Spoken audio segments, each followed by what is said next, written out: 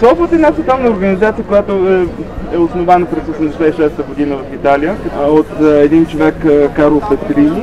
Ние представяме българския клон на Slow Food и в момента държа Трахана.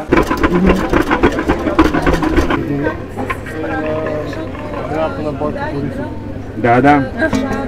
Значи траханата се прави...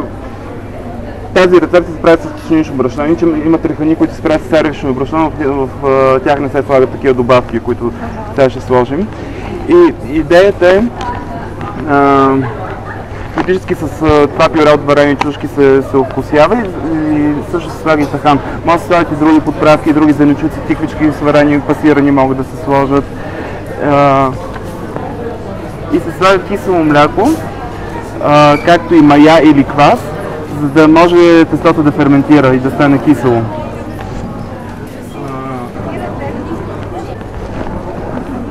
Общо взето се прави, на вкус се прави.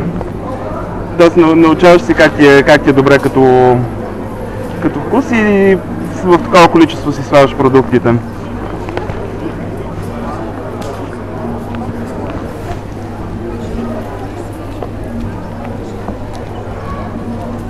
Ако ти стане прекалено гъсто тестото, може да сложиш малко вода. И трябва много хубаво да се умеси, нали, за да се разместят всичките неща вътре.